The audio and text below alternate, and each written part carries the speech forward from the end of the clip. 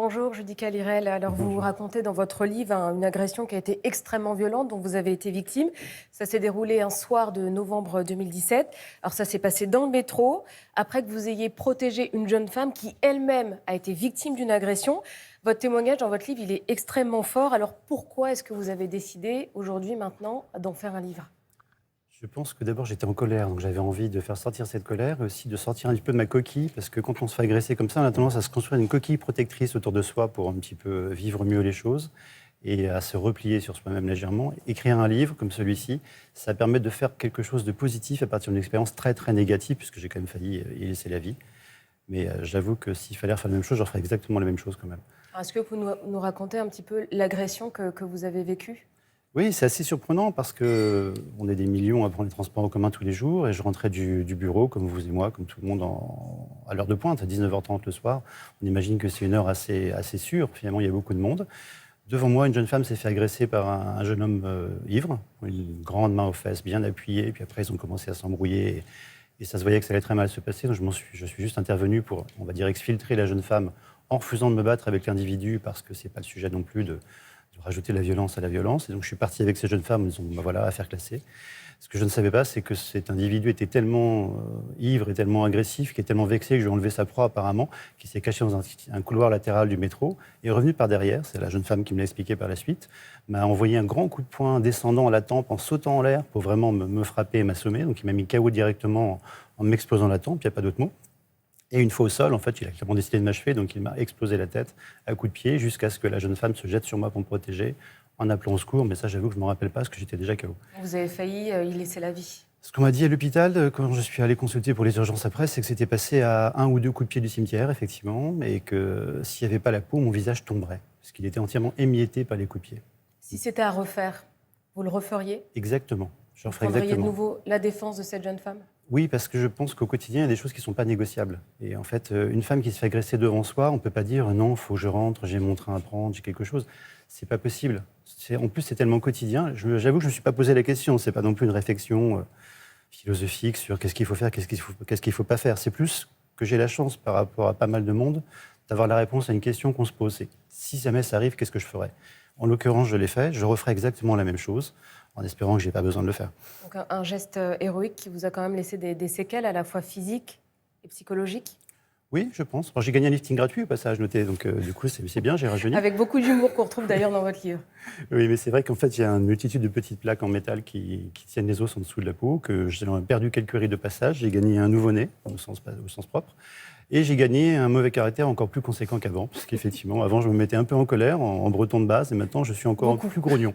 Mais Mais ça veut dire aussi que même les gestes du quotidien les plus simples sont devenus douloureux pour vous. oui, disons que c'est un quotidien sous antidouleur, mais assez léger quand même. Donc, quand on sent que la douleur et que la colère ou que la mauvaise humeur montent, il faut aussi prendre quelque chose pour se calmer. Mais ça reste gérable. Je crois que c'est aussi un réflexe chez toutes les victimes d'agression de se dire finalement, par rapport à une autre victime d'agression, j'ai de la chance. J'ai de la chance, je suis en bonne santé, je peux travailler, tout va bien finalement. Justement, par rapport à ce statut de victime, vous dites « je suis une victime, mais je ne me définis pas comme telle ». Oui, c'est assez paradoxal, mais en fait, à un moment, on devient une victime, on le reste à vie. Mais on a beaucoup de mal, en tout cas moi, j'ai du mal à conceptualiser ce que je cherche à expliquer dans le livre. C'est quand on devient une victime, c'est un petit peu comme si c'était un morceau de vie parallèle. On a pris un couloir de gauche ou de droite dans le métro, mais on n'en sortira jamais vraiment. Donc à un moment, on est dans la vie courante, et puis à un moment, on redevient victime, on repasse en mode victime finalement. C'est très bizarre. Alors, il y a eu ce geste, il y a ces séquelles maintenant, et vous dites qu'à partir de ce moment-là, vous êtes entré dans un véritable parcours du combattant. Ça a été très compliqué au niveau des institutions, de la justice, etc. Ça fait 5 ans que je me suis fait agresser, un 13 novembre au soir, ce qui est une journée dont on se rappelle tous, mais ce n'est pas le même 13 novembre. Et c'est vrai que j'ai été surpris, c'est aussi ça que je voulais partager dans le livre, de ce que j'appellerais le parcours victimaire, de ce que c'est le parcours d'une victime au quotidien. Et encore une fois, moi j'ai de la chance, je suis en bonne santé, je sais me défendre, et j'avais un avocat, ce qui n'est pas le cas de tout le monde. Donc quand on voit le temps que ça prend pour faire des expertises judiciaires, quand on dépose plainte mais que ça ne sert à rien, quand la RATP ne vous donne jamais aucune nouvelle après que vous soyez fait agresser dans ces couloirs, ça fait quand même beaucoup, et ça prend des années, et ça vous laisse dans cette posture de victime, parce que le dossier n'est jamais vraiment clos. Donc vous pensez qu'il y a un judical avant et après l'agression ? Je pense qu'il y a un judical avant et un judical après l'agression, effectivement. Je suis encore plus têtu après. Et je suis encore plus scandalisé qu'on puisse considérer comme normal de s'en prendre aux femmes dans les transports en commun, parce qu'en travaillant sur cet ouvrage, j'ai été horrifié des témoignages de femmes qui sont venues me dire « Moi aussi, j'ai été agressée, j'ai été suivie, j'ai été touchée ». Je ne pensais pas, et là je m'en veux, c'est aussi une partie de ma colère, que les femmes étaient aussi soumises à cette peur dans les transports en commun. Et en tant qu'homme, je m'en veux de ne pas l'avoir réalisé avant, en fait. Et vous pensez que la situation par rapport au moment où vous avez été agressé s'aggrave? Les choses s'améliorent au niveau de l'insécurité dans les transports? C'est subjectif, évidemment. Je n'ai pas des chiffres, des statistiques, je laisse ça aux professionnels. Je n'ai pas vraiment l'impression, pour prendre le métro tous les jours, parce que je ne suis pas rancunier, je continue de prendre le métro tous les jours. Vous vous sentez serein quand vous prenez les transports? Moi, oui, ça va. À partir d'1,80 m, et quand on est un homme, on est à peu près serein. Quand on est une femme un peu plus fine et qu'on est dans un couloir avec des talons, je pense qu'on est moins serein. J'ai beaucoup d'amis, ES, qui ne prennent plus le métro, qui ne prennent pas les transports en commun, qui préfèrent la voiture, qui prennent le vélo pour éviter les transports. Chaque femme, dans sa charge mentale globale, va intégrer une petite stratégie pour éviter de se mettre en danger. Et je trouve que c'est la couche en trop en 2023 pour des femmes au quotidien. Ça ne devrait pas exister. Et en plus, on approche de la Coupe du Monde de rugby, des Jeux Olympiques, et je n'ai pas l'impression que ça va s'arranger. Alors, vous avez fait preuve d'énormément de courage. Qu'est-ce que vous conseillerez à quelqu'un qui est victime d'une agression ou qui est témoin d'une agression dans les transports?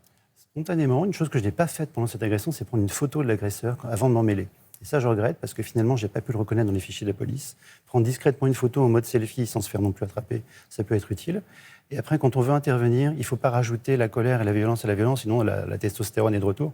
Il faut réagir calmement et essayer déjà d'agir, et après de ne pas être le seul à agir. Merci beaucoup pour votre témoignage très fort, merci pour votre courage. Alors, je rappelle que votre livre, Un Concorde rouge, est paru, donc vous le voyez ici aux éditions du Cherche Midi. Merci d'avoir été avec nous et merci pour cet acte héroïque.